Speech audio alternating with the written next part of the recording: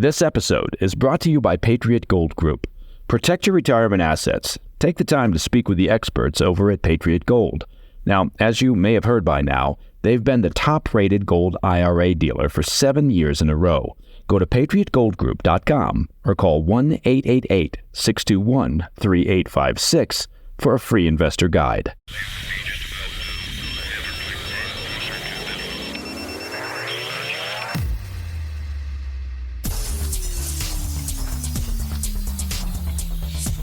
It's Wednesday, 4 September. Welcome to the President's Daily Brief.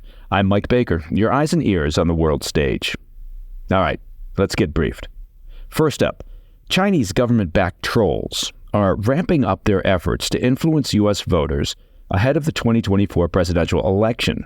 By assuming a wide variety of fake identities on social media, their goal is to sow division on hot-button issues like gun control and the Israel-Hamas war. The disinformation and misinformation is designed to increase the partisan divide, to get Americans fighting amongst themselves and questioning the credibility of the electoral process and government institutions. So, seems like they're having success. Later in the brief, Ukraine endured a devastating day as Russian missiles struck a military training facility, claiming the lives of at least 50 people. This marks one of the deadliest attacks since the war began. Plus, authorities have made arrests after uncovering that a Chinese Communist Party agent infiltrated the highest levels of New York state government, eventually working closely with Governor Kathy Hochul. And in today's back of the brief, bizarre news out of Venezuela as the country's dictator, Nicolas Maduro, arbitrarily declares that Christmas will begin on October 1st this year. I'm not going out on a limb here when I say that the despotic dictator Maduro, and he's also a stealer of elections, sits on the throne of lies. And you're welcome for the elf reference. But first, today's PDB Spotlight. I want to begin with a look at China's sprawling cyber operations, as a new report warns that CCP-backed hackers are engaged in an intensifying propaganda push targeting U.S. voters across the political spectrum ahead of the 2024 presidential election, which is, of course, just around the corner. An assessment from the cyber research firm Graphica found that the prolific Chinese influence network, known as Spamouflage, is at the center of the CCP's aggressive efforts to undermine confidence in U.S. elections. Their hackers assume fake identities of politically active voters on social media platforms, aiming to sow divisions around polarizing topics such as race, gun control, and the war in Gaza. According to the Wall Street Journal, which reviewed Graphica's report, the CCP-backed trolls are less interested in shaping the outcome of the election, that's somewhat unlike the governments of Russia and North Korea, and are instead focusing their efforts on stirring chaos and uncertainty. They're targeting potential voters of both former President Trump and Vice President Harris as they attempt to make misinformation narratives go viral.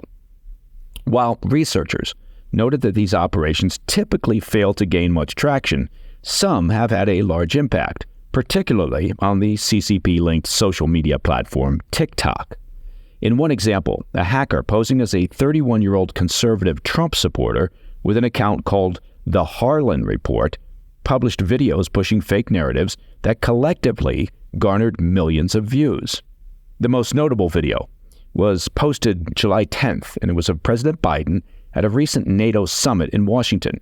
Biden remarked to NATO Secretary General Jens Stoltenberg about, quote, talking to your wife, but the video was edited to make it appear that Biden said something extremely crude and was subsequently viewed more than 1.5 million times.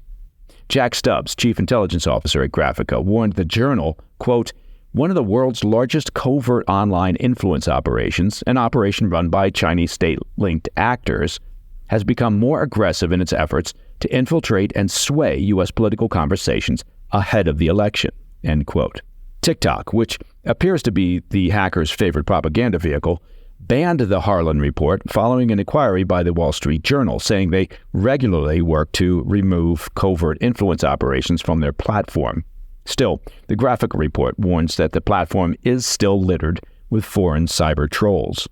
They pointed to one network pushing thousands of anti-Trump videos with the aid of artificial intelligence tools that are linked back to accounts in China, Nigeria, Iran, and Vietnam. But obviously, it's not just a problem on TikTok. Graphica said they identified 15 active accounts tied to China's Spamiflage network on X, and said the Hacking Collective also operates accounts on Instagram and YouTube. Now, the name Spamiflage may sound familiar to regular listeners of the PDB. The group, which operates thousands of accounts at any given time, has been tracked by U.S. intelligence agencies since at least 2019 and appears to serve as the CCP's primary network for cyber operations. The network has long traded in misinformation and threats of violence, which they direct at everyday Americans in an effort to silence global dissent and to shape the public narrative regarding the regime of Xi Jinping. In the past, they've largely targeted dissidents of CCP rule in the U.S. and abroad, but as the Graphica report documents, in recent years, they've expanded their scope to include sophisticated disinformation campaigns designed to steer the U.S. political debate and to foster a perpetual state of fear and paranoia among the American public. Again, well, it seems like it's working.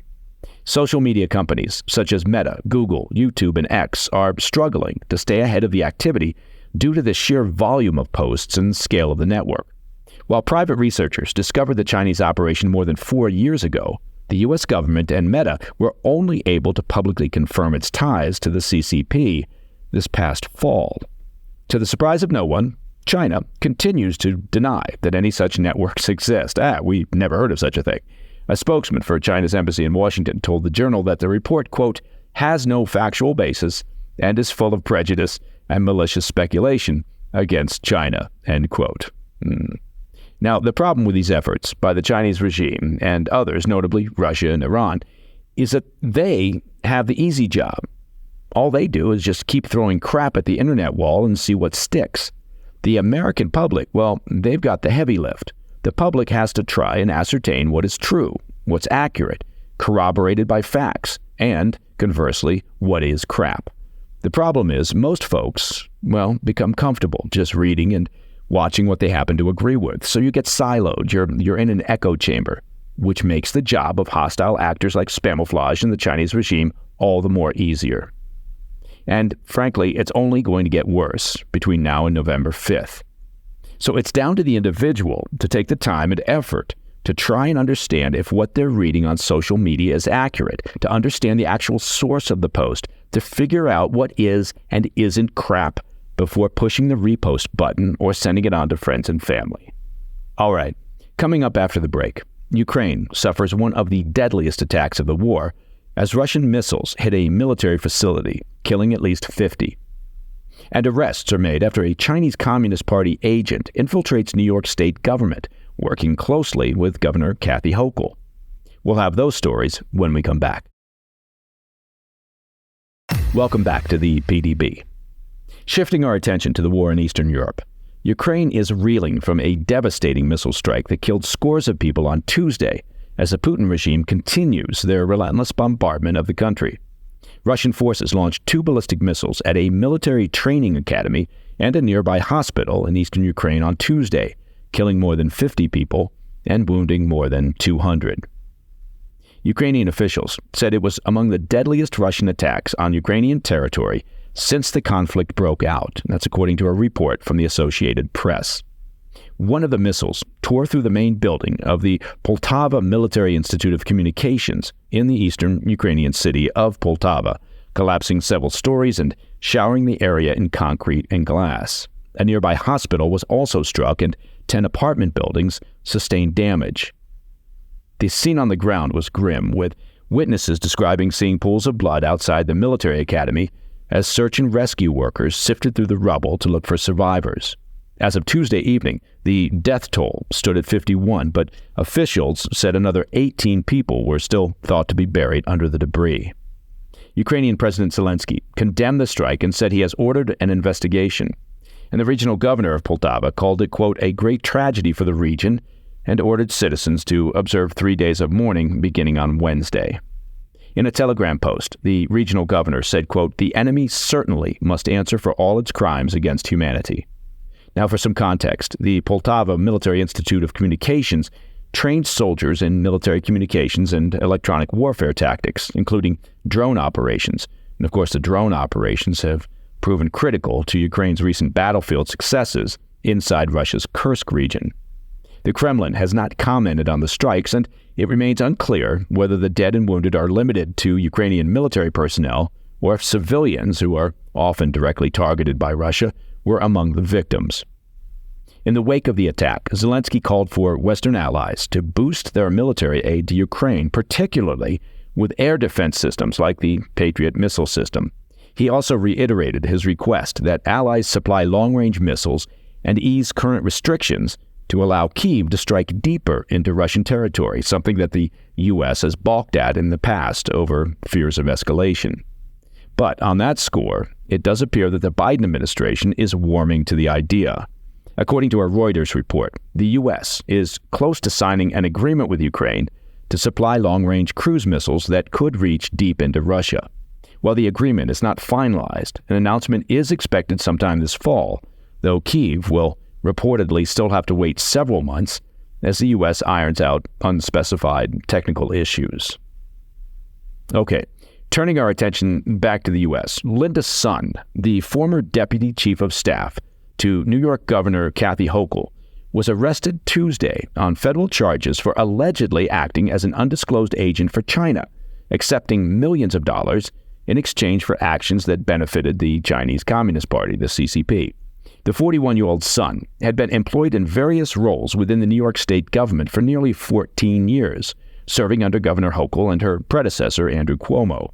Sun's roles focused on business development, Asian American affairs, and diversity, equity, and inclusion initiatives. Her employment was terminated by the state in March 2023 after misconduct was discovered. Now, the 65-page indictment outlines 10 criminal accounts against Sun, including violations of the Foreign Agents Registration Act, visa fraud, alien smuggling, and conspiracy to commit money laundering. The indictment shows how her financial dealings, disguised as legitimate business transactions, influenced New York's state policies, and these actions allegedly benefited the CCP and the People's Republic of China, where she was born. Among her alleged actions, Sun is accused of using her influence to ensure Taiwanese officials were denied access to the New York governor's office, as well as blocking potential meetings between state leaders and representatives from Taiwan. Additionally, Sun reportedly attempted to arrange an official visit to China for Governor Hochul and organized meetings between PRC delegations and state officials. In one instance, Sun directed an assembly member to decline an invitation for Governor Hochul to meet with the ambassador of the Taipei Economic and Cultural Office, stating, quote, "No meeting, please kindly decline. Do not want her to wade into this China-Taiwan sensitivity," end quote. Sun's manipulation extended to altering, sometimes eliminating, references to Taiwan in state communications to avoid offending Chinese sensitivities. Sun is said to have received numerous financial benefits in exchange for these actions, including assistance with millions of dollars in business transactions linked to her husband, Chris Hu, who was also implicated in the indictment with money laundering and other charges. Now, the indictment alleges that Sun and her husband laundered money through various channels to acquire high-value assets, including a $4.1 million home in Long Island, a $2.1 million condominium in Hawaii, and luxury vehicles like a 2024 Ferrari. Jeez. You know, she could teach Gold Bar Bob Menendez a thing or two about profiting from foreign governments. Among the laundered finances and gifts that Sun and her husband received, the CCP and PRC gifted Nanjing-style salted ducks to Sun's parents. What? So Linda got multi-million-dollar homes in a Ferrari, while her mom and dad got some duck. Sun's cousin allegedly received an offer of employment in the PRC. Now, despite these transactions, Sun reportedly failed to disclose any benefits she received from the Chinese government or the CCP as, well, required by law for government employees. It's likely that she failed to disclose any benefits because she was operating as an asset of the CCP, and usually, well, that's frowned upon here in the U.S. As the couple began the legal consequences of the charges against them in court on Tuesday, the case underscores potential vulnerabilities within state government and emphasizes the broader issue of foreign influence operations within the U.S. Now, you may ask yourself, why would the Chinese regime and Chinese intel go after sources and recruits inside of a state government? Well, it's because they play the long game, and they understand the importance of influencing individual states' policies. And oftentimes, it's an easier target, an easier lift than pursuing a recruit within the high levels of the federal government. Look, the Chinese regime and their intel apparatus, they understand that, for example, if they can influence a state in the U.S. to restrict mining, to enact regulatory policies that limit mining or some other critical activity, well, that benefits the Chinese regime. They play the long game. Okay, coming up in the back of the brief. After ordering his political rival jailed, Venezuelan dictator Nicolas Maduro makes a major announcement. He's declared that Christmas will be celebrated in October this year. I'll be right back. In today's back of the brief, Venezuelan dictator Nicolas Maduro announced an early start to the year's Christmas celebrations. They'll begin in October, according to the despot. The announcement comes just hours after the Attorney General's office ordered the arrest of opposition presidential candidate Edmundo Gonzalez. Well, that's not really keeping with the holiday spirit. In a televised address, Maduro stated, quote, "It is September, and it already smells like Christmas," end quote. Well, actually, it smells like corruption and stolen election, but I digress. Maduro added, "And that is why this year, in homage to you, in gratitude to you, I am going to decree the advancement of Christmas to the 1st of October," end quote. Because, frankly, nothing says Christmas quite like rolling blackouts, a shattered economy, widespread arrests, and a stolen presidential election. This move, though, mirrors 2020 and 2021, when Maduro advanced the start of Christmas. Those years, a tactic believed to distract from Venezuela's economic hardships and political unrest. The early holiday season typically sees the government ramping up the distribution of aid and food packages. That's a strategy criticized as a tool to placate the population and maintain control. So, government handouts to mollify the crowd. What a concept. Yeah, the next thing you know, he'll be canceling student debt and handing out money for first-time homebuyers.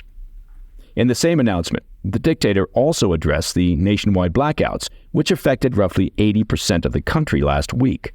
Maduro blamed the blackouts on, quote, "a criminal electrical attack, supposedly orchestrated by his adversaries abroad," of which he, of course, provided no evidence. Shortly after the actual Christmas holiday, on 10 January 2025, Maduro is set to take office for a controversial third term, based on the disputed election results released by the National Electoral Council, an entity which, well, just happens to be under Maduro's control. Now, despite political and judicial persecution, demonstrators against Maduro's regime continue to take to the streets ever since the 28 July election, holding out hope that the international community will stand with them in not recognizing Maduro's continued assumption of power. Look, not to be cynical, but not even Santa can deliver an effective response from the international community. I mean, at best, Santa could maybe put a harshly worded letter of condemnation from the international community in Maduro's stocking. And that, my friends, is the President's Daily Brief for Wednesday, 4 September. If you have any questions or comments, please reach out to me at pdb@thefirsttv.com. To listen to the show ad-free, well, become a premium member of the President's Daily Brief by visiting pdbpremium.com.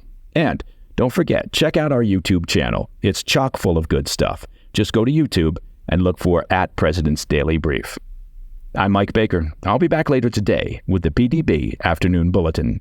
Until then, stay informed, stay safe, stay cool.